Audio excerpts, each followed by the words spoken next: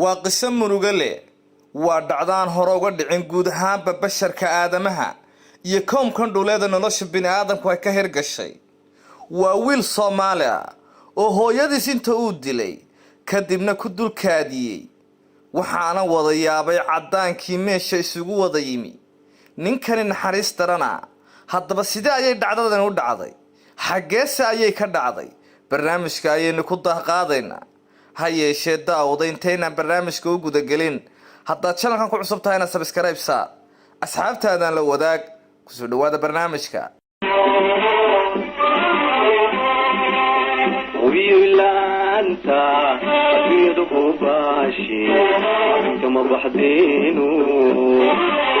waa dhacdo murugo wadata waa dhacdo murugo weyn weeye daawade haddii aadan fiidiyoga dhammaysan haddii aad calool jilicsan tahay fadlan iska daa ama aad uur leedahay 9 bilood ama 8 bilooda waa wiil Soomaali ah oo hooyadiis dilay kadibna ku dulkaadiyay waxaana wada yaabay cadaankii meesha isugu wada yimi ninkan naxariis daradiisa ninkan Soomaaliga ahi waxa uu ku nool yahay wadanka Norway kadib markii uu falkan waxashnimada uu ku kacay ayaa waxay maxkamadda wadankaasi xukuntay xukun gaaraya 12 sanadood oo xariga maxkamadda horteeda ayuu ka dulqirtay inuu hooyadii dilay oo ku dulkaacay ninkan oo sheegay inuu 34 sano jiro ayaa wuxuu ku noolaa tuulo la yiraahdo Bienesan oo ka tirsan dalkaasi Norway wuxuuna yiri isagoo hadalkiisa sii wata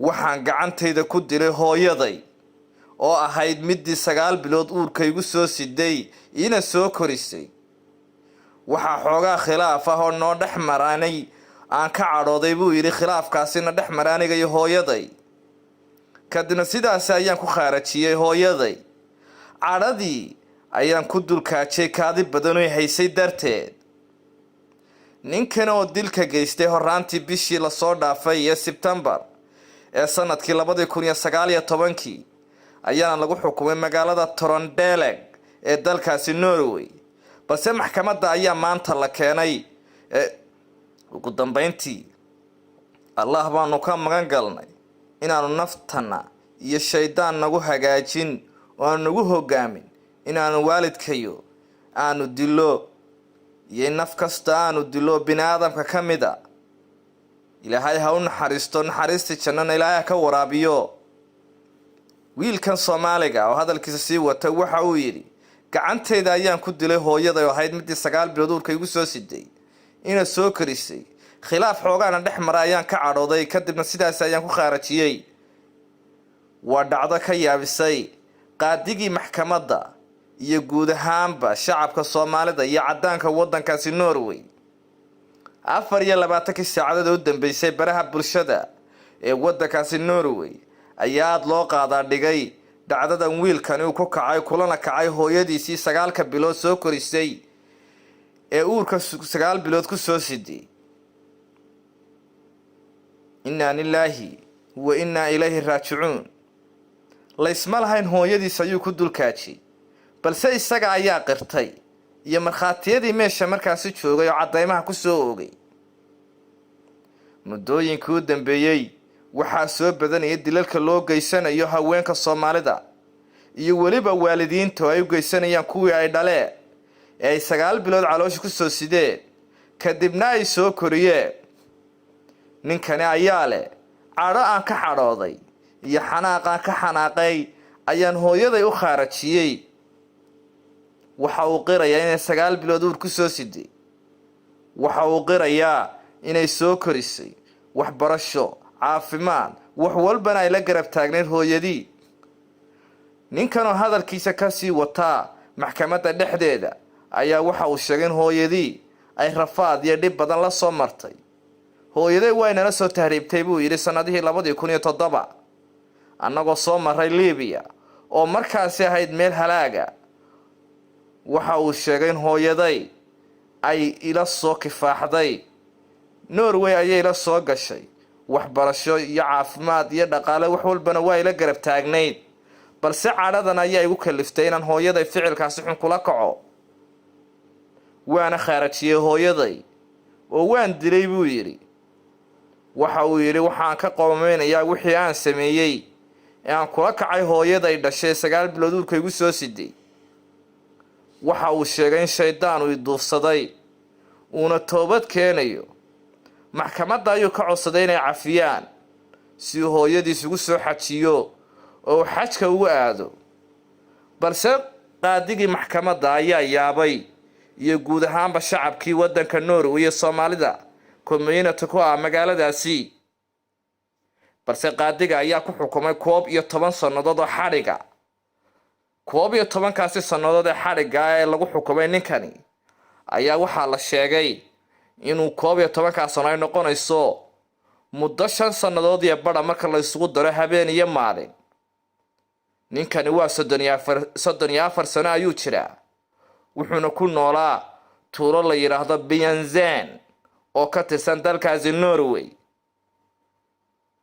ninkani oo dilka geystay horaantii bishii la soo dhaafay September 2019 ayaa lagu xukumay magaalada Trondheim ee dalkaasi Norway oo caasimadda u jirta 114 kilomitir. daawade ninkani xarigan lagu xukumay ee 11 sano ma u qalma seeso aragtaa nin hooyadii 9 bilood caloosh ku siday inta uu dilo naftan uu ka jaray ku dulkaaji. fadlan commentiga noogu reeb. waanigu Maxamed Cali Daaha. salaamullaahi calaykum waraxmatullaahi tacaala wabarakaatu. ilaahay ka waraabiyo. wiilkan Soomaaliga oo hadalkiisa sii wata waxa uu yidhi gacantayda ayaan ku dilay hooyaday oo ahayd midii 9 bilood uurka igu soo siday ina soo karisay. khilaaf xoogaana dhex maray ayaan ka cadhooday kadibna sidaas ayaan ku khaarajiyey. waa dhacdo ka yaabisay qaadigii maxkamadda iyo guud ahaanba shacabka Soomaalida iyo cadaanka waddankaasi Norway. 24 saacadood u dambeysay baraha bulshada ee waddankaasi Norway ayaa loo qaadaa dhigay dhacdadan wiilkan uu ku kacay kulana kacay hooyadiisii 9 bilood soo korisay ee uurka 9 bilood ku soo siday.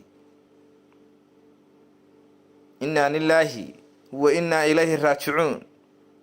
laysma lahayn hooyadiis ayuu ku dulkaajay, balse isaga ayaa qirtay iyo markhaatiyadii meesha markaasi joogay oo cadeymaha ku soo oogay. muddooyinkii u dambeeyay waxaa soo badanayay dilalka loo geysanayo haweenka Soomaalida iyo weliba waalidiinta ay u geysanayaan kuwii ay dhaleen ee ay 9 bilood caloosh ku soo sideen kadibna ay soo koriyeen. ninkani ayaa leh cadho aan ka cadhooday iyo xanaaq aan ka xanaaqay ayaan hooyaday u khaarajiyey. waxa uu qirayaa inay 9 bilood uur ku soo siday. waxa uu qirayaa inay soo korisay waxbarasho caafimaad wax walbana ay la garab taagneed hooyadii. ninkan oo hadalkiisa ka sii wataa maxkamadda dhexdeeda ayaa waxa uu sheegay in hooyadii ay rafaad iyo dhib badan la soo martay. hooyaday way nala soo tahriibtay buu yidhi sanadihii 2007 annagoo soo maray Liibiya oo markaasi ahayd meel halaaga. waxa uu sheegay in hooyaday ay ila soo kifaaxday Norway ayay la soo gashay waxbarasho iyo caafimaad iyo dhaqaale wax walbana way la garab taagnayd, balse cadhadan ayaa igu kaliftay inaan hooyaday ficilkaasi xun kula kaco. waana khaarajiyey hooyaday oo waan dilay buu yidhi. waxa uu yidhi waxaan ka qoomeynayaa wixii aan sameeyey ee aan kula kacay hooyaday dhashay 9 bilood uurka igu soo siday. waxa uu sheegay in shaydaan uu duufsaday uuna toobad keenayo. maxkamadda ayuu ka codsaday inay cafiyaan si hooyadiis ugu soo xajiyo oo xajka ugu aado. balse qaadigii maxkamadda ayaa yaabay iyo guud ahaanba shacabkii waddanka Norway iyo Soomaalida community ku ah magaaladaasi. balse qaadiga ayaa ku xukumay 11 sannadood oo xadhiga. 11kaasi sannadood ee xadhiga ee lagu xukumay ninkani ayaa waxaa la sheegay inuu 11kaas sano ay noqonayso muddo 5 sannadood iyo badha marka la isugu daro habeen iyo maalin. ninkani waa 34 sano ayuu jiraa, wuxuuna ku noolaa tuulo la yiraahdo Bianzen oo ka tirsan dalkaasi Norway. ninkani oo dilka geystay horaantii bishii lasoo dhaafay ee Sebtembar ee 2019 ayaa lagu